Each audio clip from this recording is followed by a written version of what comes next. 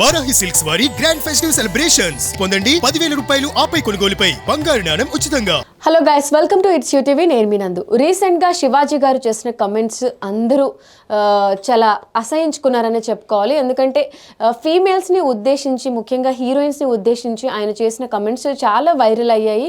And ఆయన ఒప్పుకున్నారు కూడా, 2 అన్పార్లమెంటరీ వర్డ్స్ యూజ్ చేశాను సామాన్లు అని, అండ్ ఒక తిట్టు కూడా ఆయన తిట్టడం జరిగింది. సో ఆయన ఎంత సారీ చెప్పినా కూడా అసలు దీనికి సంబంధించి మనతో పాటు అడ్వకేట్ ఉన్నారు, ఆయన ఏం మాట్లాడతారో తెలుసుకుందాం. అలానే చాలామంది ఇండస్ట్రీ పెద్దలు కూడా దీన్ని ఎవరు యాక్సెప్ట్ చేయట్లేదు. అంత మంచి పొజిషన్లో ఉన్న వ్యక్తి ఇటువంటి కమెంట్స్ అంత ఈజీగా ఎలా చేస్తారు అని చెప్పి అందరూ శివాజీ గారిని నెగిటివ్ చేస్తున్నారు. దీనికి సంబంధించి సో మనతో పాటు ఉన్న సీనియర్ అడ్వకేట్ సాయి కృష్ణ ఆజాద్ గారిని అడిగి తెలుసుకుందాం. నమస్తే ఆజాద్ గారు. నమస్తే అమ్మా. ఆజాద్ గారు, చెప్పండి, అసలు శివాజీ గారు లాంటి పెద్ద వ్యక్తి ఇటువంటి కమెంట్స్ చేయడాన్ని మనం ఎలా తీసుకోవాలి? చాలామంది అంటారు ఒక అమ్మాయిని అలా మాట్లాడడం వల్ల కూడా రేప్ కేసులు పెట్టచ్చు అని చెప్పి కమెంట్లు పెడుతున్నారు. అసలు ఈ ఇష్యూని మనం ఎలా చూడాలి లీగలీ? అంటే ఇక్కడ 2 రకాల కోణాల్లో చూడాలండి. ఒకటి సామాజిక అంశం పరంగా చూడాలి, 2 లీగల్ అంశాల పరంగా చూద్దాం. ఒకటి ఇప్పుడు సామాజిక అంశం అంటే ఏంటంటే, ఇప్పుడు యాక్చువల్గా ఇండస్ట్రీ అంటే సినీ పరిశ్రమ అంటేనే ఫ్యాషన్. సో అంటే ఈ ఫ్యాషన్ పరిశ్రమల్లో ఖచ్చితంగా కొన్ని సందర్భాల్లో అది సాంగ్స్ విషయంలో కానీ, అంటే మనం చూస్తూనే ఉంటాం కదా, కొన్ని సందర్భాలు అది కానీ ఇది కానీ సమాజం చాలా ముందుకెళ్తుంది. ఇప్పుడు విదేశాల్లో చూసుకుంటే ఒక మహిళల యొక్క వస్త్రధారణ గురించి వాళ్ళు ఎక్కడ ఎవరు పట్టించుకోరు. ఇప్పుడు మీకు తెలియదు, ఒక బీచ్కి వెళ్తే రకరకాల వ్యక్తులు కనపడతా ఉంటారు, అలా రోడ్ల మీద కూడా వాళ్ళు షార్ట్లు వేసుకుని వెళ్ళిపోతూ ఉంటారు. సో వాళ్ళకి పెద్దగా ఉండదు. అంటే ఇక్కడ మన దేశంలో ఏంటంటే సంస్కృతి సాంప్రదాయం మనకు ఒక వ్యవస్థ అనేది ఉంది, ఇంకా డైజెషన్లోకి మనం ఉన్నాం. సో ఆ సందర్భంలో ఏంటంటే సామాజిక అంశాల సందర్భంలో ఒక మహిళ యొక్క వస్త్రధారణ విషయంలో ఆయన అభిప్రాయాన్ని చెప్పడం తప్పు కాదు. భారత రాజ్యాంగం ఇచ్చిన హక్కు ఉంది, చెప్పడం తప్పు కాదు. కానీ చెప్పే విధానంలో లోపం ఉంది. అది ఇప్పుడు అది తేడా వస్తుంది. ఒకటి. రెండోది సామాజిక అంశంలో ఏంటంటే, ఇప్పుడు ఒక సినీ పరిశ్రమ అనే కాదు, ఏదైనా సరే ఏ పరిశ్రమ అయినా ఇప్పుడు ఒక మహిళ తన యొక్క వస్త్రధారణ విషయంలో అనేది ఏంటంటే అక్కడ ప్రొఫెషనల్గానే మనం చూడాలి కదా. మీరు ఒకసారి ఆలోచించండి, ప్రొఫెషనల్గా చూడాల్సింది తప్పదు.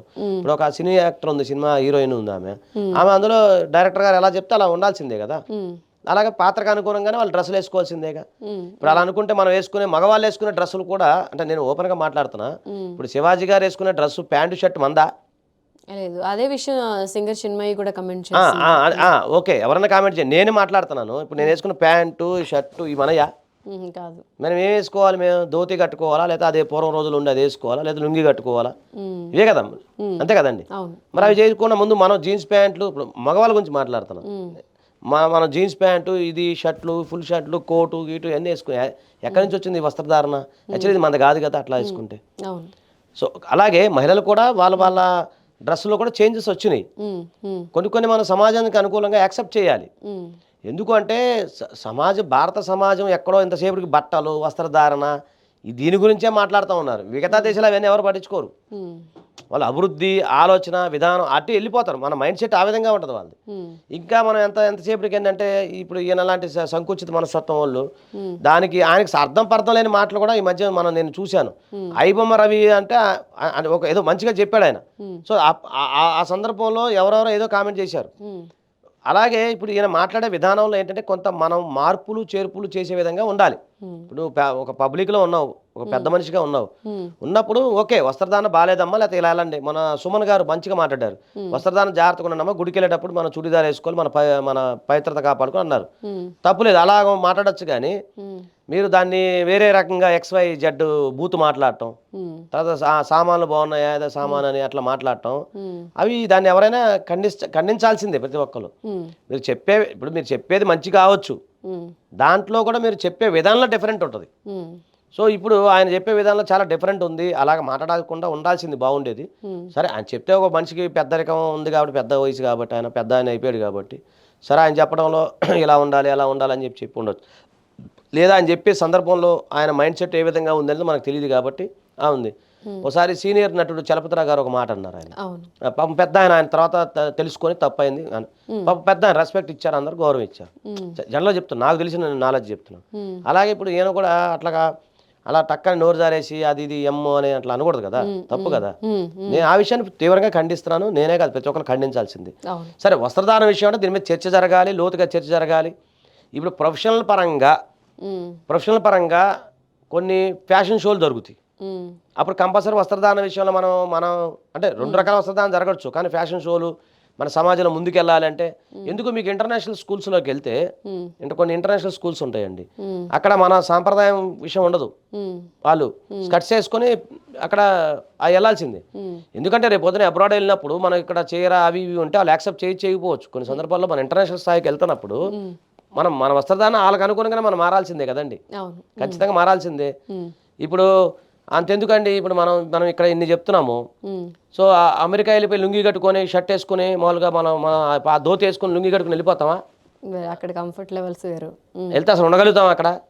అంటే నేను ఏమన్నానంటే వస్త్రధారణ అనేది మనిషి జీవించి స్టార్టింగ్ నుంచి ఆది మానవుడు కానించి మారుకుంటూ వస్తూ ఉంది. అప్పుడు తెలియదు కాబట్టి ఆయన ఆకులు అలవలు కట్టుకున్నాం.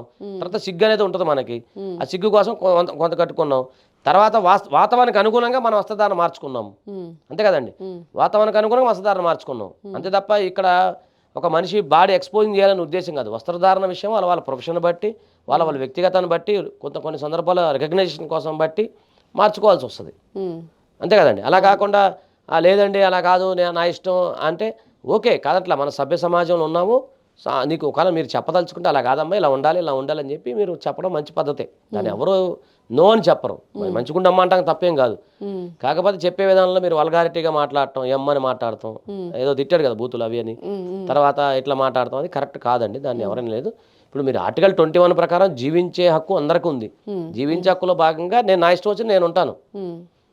అది ఎదురు వాళ్ళు వల్గారిటీగా చూస్తే అది మనం ఏం చేయలేం. ఇప్పుడు ఫ్యాషన్ షోలు జరుగుతూ ఉంటాయండి, లేదు కొన్ని స్టిల్స్ ఇవ్వాల్సి వస్తుంది. కొన్ని సందర్భాల్లో కొన్ని సందర్భాల్లో విదేశీ సంబంధించిన కంపెనీలకు యాడ్స్ ఇవ్వాల్సి వస్తుంది. కొన్ని సందర్భాల్లో ఇంకో రకంగా ఇవ్వాల్సి వస్తుంది. వచ్చినప్పుడు అప్పుడు ఏమవుతుందంటే ఆ సందర్భానికి అనుగుణంగా మనం ఉండాలి. అలా కాకుండా మనలాగా ఉండాలంటే కష్టం. ఇప్పుడు మీరు విదేశాలకు వెళ్తే ఎవరు పట్టించుకోరండి ఇవన్నీ, అసలు చాలా సింపుల్ థింగ్స్ కదా. మనం ఎంతసేపటికి ఏంటంటే మన భారతదేశం గొప్పతనం కాబట్టి మన వస్త్రధారణ అలా కాదు కాబట్టి అలా ఉందని ఆయన చెప్పాడేమో. అయితే నేనేమనంటే ఇది బిఎన్ఎస్ కింద అయితే మామూలుగా మాట్లాడుకుంటే 79 కింద ఎవరైనా సరే ఒక మహిళను కనుక కించపరిచినట్టు వ్యాఖ్యానాలు చేసినా, ఆమె గౌరవానికి భంగం కలిగించినా, లేక ఆమె వ్యక్తిగతంగా దోషణలు చేసినా కూడా లీడ్స్ టు 3 years వరకు జైలు శిక్ష ఉంటుంది. అలాగే ఆర్టికల్ 21 ప్రకారం ఒక రైట్ టు డిగ్నిటీ అనేది ఒకటి ఉంటుంది. గౌరవప్రదంగా మనం మనిషి జీవించాలి. సో దాంట్లో భాగంగా అలా వేసుకున్నా కూడా వైలేషన్ ఆఫ్ హ్యూమన్ రైట్స్ కింద వస్తుంది. ఫస్ట్ అక్కడ హ్యూమన్ బీయింగ్గా మనం మాట్లాడుకుంటే వైలేషన్ ఆఫ్ హ్యూమన్ రైట్స్ కింద వస్తాయి. అలాగే సెక్షన్ 79 కింద అలాగే ఉంది. తర్వాత మోడెస్ట్ ఆఫ్ ఉమెన్ అని ఒక యాక్ట్ ఉందండి, ఇండిసెంట్ రిప్రజెంటేషన్ ఆఫ్ ఉమెన్ అని. దాని ప్రకారం కూడా ఆయన అట్లా అనకూడదు. సో దీని ప్రకారం చూసుకుంటే గౌరవ మర్యాదల భంగం కలిగించే విధంగా లీగల్గా అయితే మాత్రం అది ఆ చర్య తీసుకోవచ్చు. ఆయన 3 years వరకు జైలు శిక్ష పడే అవకాశం ఉంటుంది ఏమైనా కంప్లైంట్ ఇస్తే. ఆల్రెడీ ఆయన సారీ చెప్పారు కాబట్టి సెల్ఫీ వీడియోలో సారీ చెప్పారు, బట్ దాన్ని కూడా యాక్సెప్ట్ చేయట్లేదు. అలా ఉండదండి. నేరం చేసి నేను సారీ చెప్తాను కుదురుద్దండి. ఒక మహిళను నువ్వు తిట్టేసి తర్వాత పక్క సారీ అంటే కుదురుద్దా? సో దాన్ని మనం మళ్ళీ ఇప్పుడు ఇది ఇండస్ట్రీ వాళ్ళు కేసులు పెడితేనే కేసు అవుతుంది తప్ప ఎవరన్నా లేడీ కనుక ముందుకు వచ్చి కేసు పెడితే అవుతుంది, కానీ అట్లా ఎవరు పెట్టకపోతే ఆ సుమోటోగా తీసుకునేది ఏముంటుంది దీంట్లో. కానీ కాకపోతే నేను ఏమన్నానంటే ఆయన కొంచెం కొన్ని విషయాల్లో ఎంతలో ఉంటే అంటే ఆయనకు నేను సలహా చెప్పి ఎంతలోని కాదు, కానీ నేను ఆయననే కాదు ఎవరైనా సరే మనం మాట్లాడేటప్పుడు కొద్దిగా జాగ్రత్తగా మాట్లాడితే బాగుంటుందని నా వ్యక్తిగత అభిప్రాయం, అంతే. ఆయన ఎవరు కూడా నాకు తెలియదు, కానీ నేను లీగల్ పాయింట్స్ ఆఫ్లో జనరల్గా ఒక మంచి అడ్వైజర్గా చెప్తున్నాను, అంతే. కాబట్టి ఎవరు కూడా ఒక మహిళని కానీ ఇక్కడ ఒక మహిళ అని మాట్లాడలేదు. ఒక భారతీయ పౌరుడు ఇంకో భారతీయ పౌరుడిని కించపరిచే రైట్ అయితే మనకు లేదు. అర్థమైందమ్మా, తిట్టే రైట్ మనకు లేదు. దానివల్ల ఏంటంటే కొద్దిగా ఇబ్బంది అయ్యే అవకాశం ఉంటుంది. అది కాబట్టి ఏంటంటే ఎవరైనా సరే మనం మాట్లాడేటప్పుడు కొద్దిగా జాగ్రత్తగా మాట్లాడితే బాగుంటుంది, అంతే. బాగోపోతే ఇలాగవుతుంది. అవును, ఎందుకంటే ఇదే విషయం పైన సెలబ్రిటీస్ ఎప్పుడు కాంట్రవర్సీస్ చేస్తే ఆర్జీవి స్పందించాడు, మంచు మనో స్పందించాడు, ఒకరి తర్వాత ఒకళ్ళు అందరూ కూడా మొత్తం అందరూ కూడా ఆడవాళ్ళకే సపోర్ట్ చేస్తున్నారు. శివాజీ గారు చేసిన వ్యాఖ్యలు మేబీ ఆయన ఇంటెన్షన్ కరెక్ట్ అయినా చెప్పే విధానం బాగాలేదు అని, బట్ దీనికి సంబంధించి ఆ సెక్షన్ వస్తుంది ఈ సెక్షన్ వస్తుంది అని చెప్పి సోషల్ మీడియాలో చాలా జరుగుతున్నాయి. బట్ అందరికీ ఉన్న కామన్ డౌట్ క్లియర్ చేస్తారు. అండ్ ఎవరైనా కంప్లైంట్ పెడితే తప్ప నార్మల్గా మీరు అన్నట్టు సుమోటోగా అయితే కొన్ని సందర్భాలు అంటే ఒకవేళ మహిళా కమిషన్ అని స్పందిస్తే మళ్ళీ మనం ఏం చేయలేం. మహిళా కమిషన్ వారు ఉన్నారు కాబట్టి నాకు తెలిసి మరి ఎలా స్పందిస్తారో తెలియదు. ఒకవేళ స్పందించవచ్చు, మహిళా కమిషన్ వారు స్పందించవచ్చు, సుమోటోగా స్పందించవచ్చు, హ్యూమన్ రైట్స్ వారు సుమోటోగా స్పందించవచ్చు. చెప్పలేము, స్పందిస్తే మనం ఏం చేయలేము, చెప్పలేము, అది మన చేతిలో అయితే లేదు కదా. ఓకే అండి, థ్యాంక్ యూ.